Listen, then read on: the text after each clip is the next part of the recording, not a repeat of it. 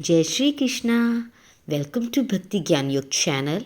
आज हम कार्तिक मास के 9वें अध्याय की कथा करेंगे, जिसमें कि नारद जी ने राजा पृथु से तुलसी की महिमा को बताया और फिर तुलसी की उत्पत्ति के बारे में बताया।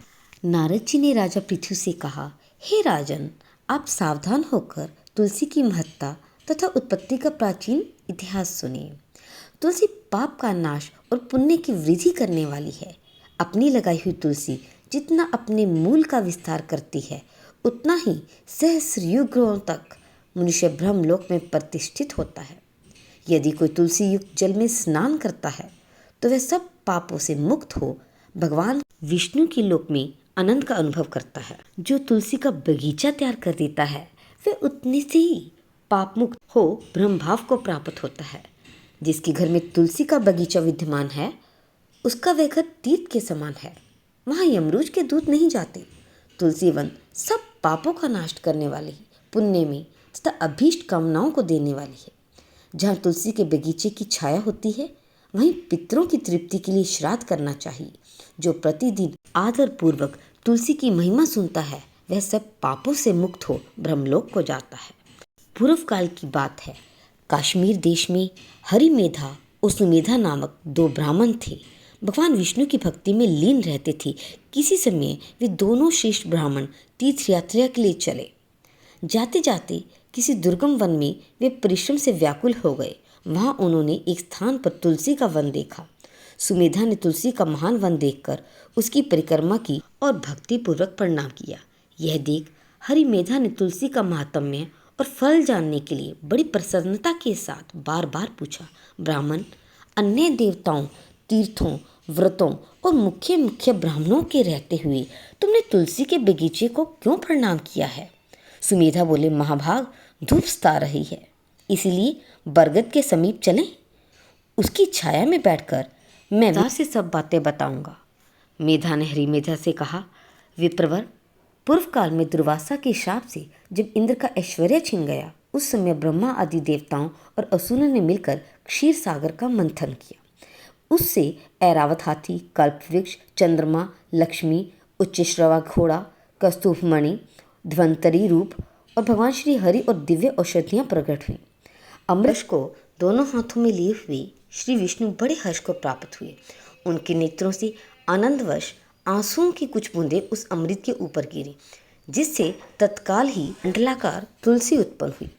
वहाँ प्रकट हुई लक्ष्मी और तुलसी को ब्रह्मा आदि देवताओं ने श्री हरि की सेवा में समर्पित किया और भगवान ने उन्हें ग्रहण कर लिया। तब से तुलसी जी जगदीश्वर श्री विष्णु की अत्यंत प्रिय लगने वाली हो गई। संपूर्ण देवता भगवत प्रिया तुलसी की श्री विष्णु के समान ही पूजा करते हैं। भगवान नारायण संसार के रक्षक हैं और तुलसी उनकी प्रियात्मा है, इसलिए मैंने उन्हें प्रणाम किया है। सुमेधा इस प्रकार कह ही रहे थे कि सूर्य के समान तेजस्वी एक विशाल विमान उनके निकट आता दिखाई दिया। भी वह बरगद का वृक्ष गिर पड़ा और उससे दो दिव्य पुष्प निकले, जो सूर्य के समान संपूर्ण दिशाओं को प्रकाशित कर रहे थे। उन दोनों ने हरिमेधा और सुमेधा को प्रणाम किया। उन्हें देखकर दोनों ब्राह्मण भय से कांप उठे और बोले, आप कौन हैं? और देवताओं के समान आपका सर्व मंगलमय स्वरूप है। आप नूतन मंदार की माला धारण किए हुए कोई देवता प्रतीत होते हैं। वृक्ष से निकले हुए पुरुष बोले, विप्रवरो, आप दोनों ही हमारे माता पिता और गुरु और बंधु हैं। इतना कहकर उनमें से जो ज्येष्ठ था वह बोला, मेरा नाम आस्तिक है, मैं देवलोक का निवासी हूँ। एक दिन मैं नंदनवन में एक पर्वत पर क्रीड़ा करने के लिए गया था। वहाँ देवांगनाओं ने मेरे साथ इच्छानुसार विहार किया।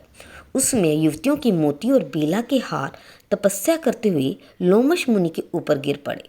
ये सब देखकर मुनि को बड़ा क्रोध आया। उन्होंने सोचा, स्त्रियां तो परतंत्र होती हैं, उनका कोई अपराध नहीं, ये दुराचारी आस्तिक ही शाप पाने योग्य है। और तब उन्होंने मुझे श्राप दे दिया, अरे तू ब्रह्म राक्षस होकर बरगद के वृक्ष पर निवास कर।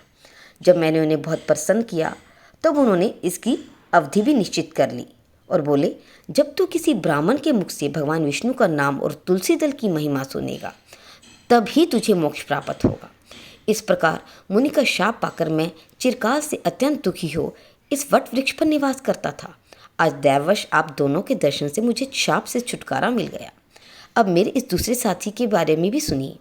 ये पहले एक श्रेष्ठ मुनि थे और सदा गुरु की सेवा में लगे रहते थे। एक समय गुरु की आज्ञा का उल्लंघन करके ये ब्रह्म राक्षस भाव को प्राप्त हो गए, किंतु आपके प्रसाद से इस समय इनकी भी शाप से मुक्ति हो गई। आप दोनों ने तीर्थ यात्रा का फल तो यहीं साध लिया। ऐसा कहकर वे दोनों उन श्रेष्ठ ब्राह्मण को बार बार प्रणाम करके उनकी आज्ञा ले खुशी खुशी दिव्यधाम को चले गए। वे दोनों ब्राह्मण भी तुलसी की प्रशंसा करते हुए तीर्थ यात्रा के लिए चले गए। कार्तिक मास में तुलसी की पूजा अवश्य करनी चाहिए। इसी के साथ ही 9वां अध्याय समाप्त होता है। तुलसी आप पर और आपके सारे परिवार पर अपनी कृपा सदैव बनाए रखे। आपको लाइक और शेयर ज़रूर कर दें ताकि अन्य लोग भी इस कथा का लाभ उठा सकें, आप भी पुण्य की भागीदार बन सकें। चैनल को सब्सक्राइब ज़रूर कर लें। धन्यवाद।